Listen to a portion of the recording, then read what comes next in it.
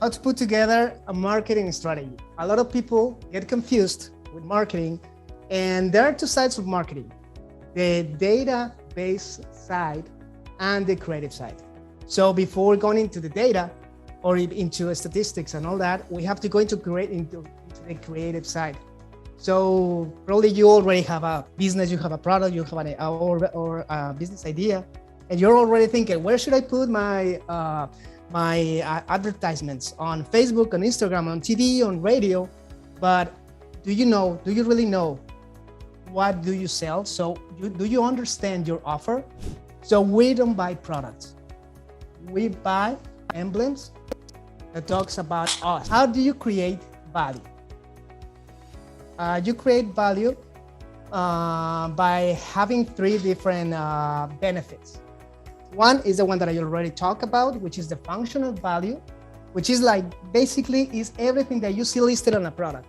Low price in the puppy treats is gonna be low price, organic, and what was the other one?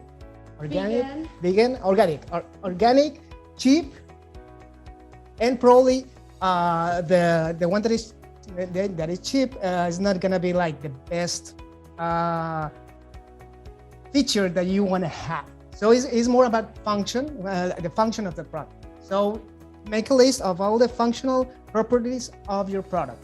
Just list them out in the handout or in a notebook. Just like, okay, it's all the lists that you already know. This I don't have to help you with this because you already know it. This has been your company, your project for years, so this part is not difficult. Now we go to the emotional. What does it make you feel to sell this? What does it make you feel? It made me feel like in the puppy treats, it's gonna be more, it made me feel like, helpful. It made me feel happy. It made me feel. You just write what it makes you feel. And the next one, which is the symbolic, is one of the most important meanings or the customer perceived benefits. The symbolic, correct?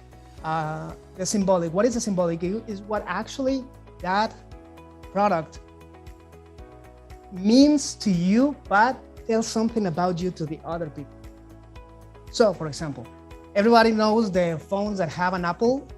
You know what brand I'm talking about? I guess you know, right? Okay. So this brand, what it sells is a symbol of creativity and simplicity. And the symbol is that you are a creative person. So by wearing or by having this product, I'm telling you, I'm creative. I'm actually saying something, so it has a symbolic value. You might say, okay, there are products that have no symbolic value. Actually, every product has it. We just have to actually work harder in some other products. The empathy map. The empathy map is just a board that you can have, that you can create on your, wherever you are. You put a person here. You have it on the screen actually. I'm just making it here so you can have an example of how you can feel. So you have, what do people think when they think about puppy trees? What they think? As like puppy trees are no, just like when people think about puppy trees. Fun. So they have to be cheap. And now see what do they see in the market? When they go to store, they go to puppy. But what do the customers see when they have this problem? When they have the problem of finding the food for the dog, what do they see? They see that they go to a store and there's like hundreds of brands.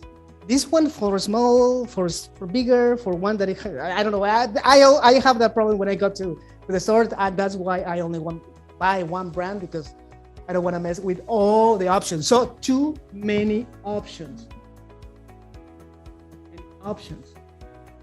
So you can continue like that and see what are the things that people are seeing when they go and when they have that problem that you're product solves.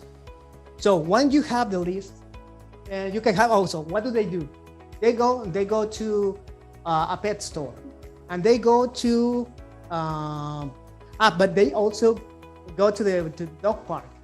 So you start to think, you just let your mind go crazy and thinking, what do? What my customer do? They go to the dog park, they watch Animal Planet, or well, all these things are important.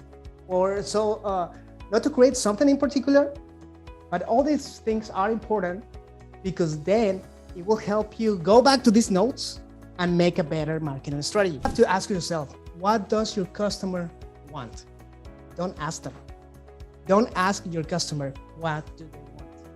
Why? Because if you ask them, they are not going to tell you what, the truth. They're going to tell you a lie. And yeah, that's route? No. That's rude, sorry. Sorry. That's rude, but yeah. They think they want something, but they don't even know what they want. They just want to feel something about anything. So I don't know if you're going with me with this, but if you ask them, okay, what do you want for a puppy treat? They're gonna tell you, I want a cheap treat.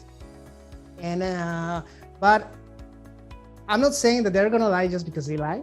It's because as they don't know exactly what they want, they just gonna tell you the first thing that it pops to their mind. Now we have to understand the needs. I just already said and talk about the wants. Okay, what do you want?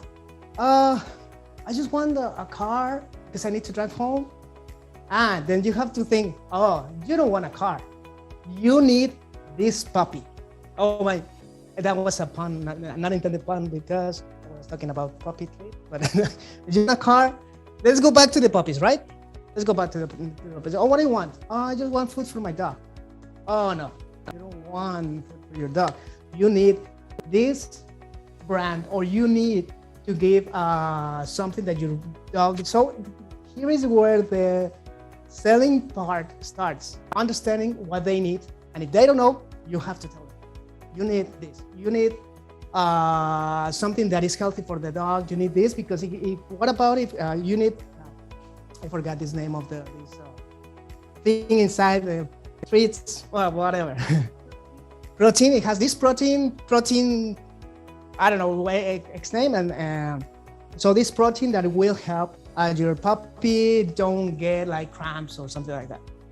So you have to find the needs. So as long as you work or think about the needs of your customers, it will help you.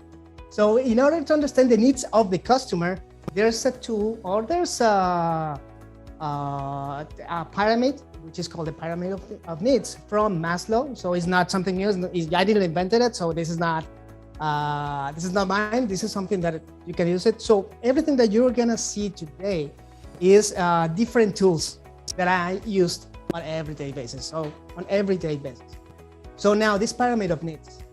Before you start thinking, you have to select where your product stands on, because you have the first part, or the lower part, which is the physiological needs, which is water, food, sleeping, breathing.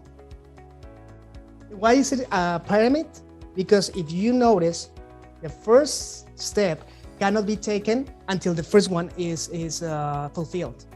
You cannot worry about creativity and morality and solving problems. Well, solving problems is part, but you cannot worry about the creativity if you don't have food. If you're hungry, you are not even gonna focus on what you have to do.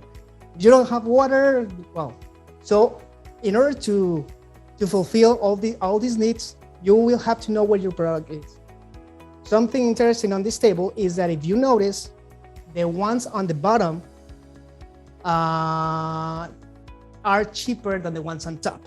So as you go up, you can increase the value. And that's why you have to work more on your emotional connection. So you have to do less work on food, on water, on sleep, because it's something that you need. You don't need to actually find emotional and symbolic value. You can have it in big brands. And you know that brand, a soda brand that everybody knows, is just based on on emotions, but it's easier just to sell because it's so low in the plan. So the higher it goes, the more effort you have to put into marketing, and the price, or the more expensive it becomes. Making a drawing of your product, of your customer persona, it will help you. You can actually just cut it out, just like, take a magazine, just cut it out, and as long as you actually work on it, like you're gonna craft this perfect person, this character. This character, you're gonna name it. Let's say this is gonna be Angelica. She is 28. And you will see in the handout, there's a lot of things that you can put on. I'm just going like on the basics.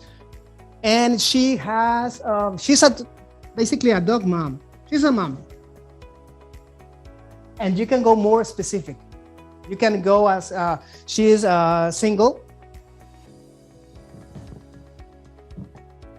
And then you just create a persona, a character. This is really important because it's part of the storytelling process. And storytelling is the same as is really related to the selling process too. So these go hand in hand, but it's important to understand this part. So now that you have this character, we have to understand all the archetypes that are out there. Archetypes basically are personalities. And if you follow Nowrise business, you also know that there are 4 types of personalities. But in this case, we have 4 orientations. And these orientations, we have the thing. Oh, I thought the graphic was behind it. We have on the north, we have freedom. Then we have social, order, and ego. Like freedom is the lovebird. Social is the sheep. The order is the rhino. Oh no, the owl. Yeah, you're correct. It's the owl. And the ego is the rhino. So these are the 4 orientations of the personalities. Some people is focused on social, on helping others. Other people is focused on mastering, on just like I want to be the best, and on ego. So they are completely opposites. People is service. This is the opposite. Is no, I don't care about serving others. I just care about me. And it's not incorrect. It's not wrong.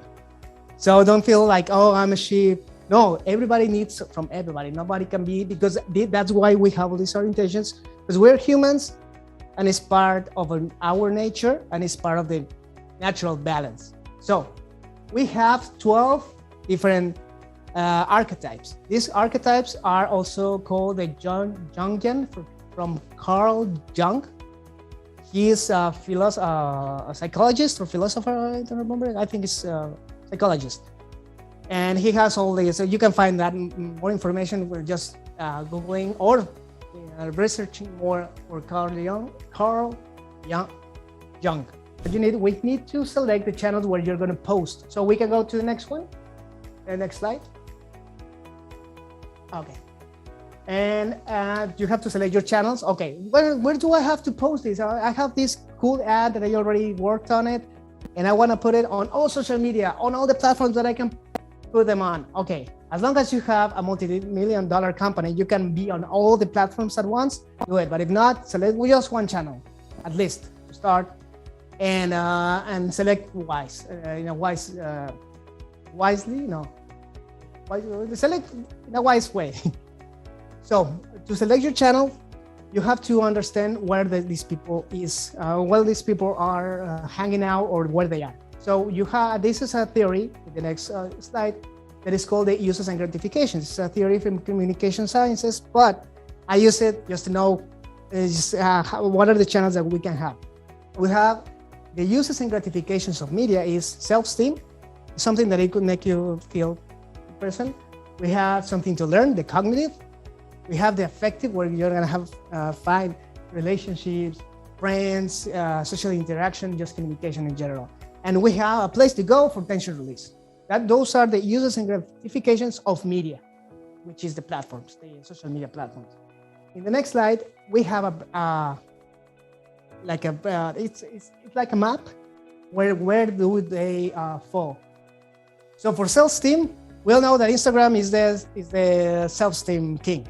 Is where you actually increase your self-esteem, and Facebook is like it's more effective because you can have a friendship, you can have a relationship with your friends. I mean, you can communicate with your friends. And TikTok is right in the middle because it has self-esteem. So that's why TikTok has been increasingly popular, because it was right in the middle. Like, it's more towards tension release, but it nailed it. And now all the other platforms, they are trying to implement the same thing into their platforms. They want to create stories because TikTok did it, but they just started and they nailed it. Okay, now we're switching back to. Thank you. All right, good job, Yasik.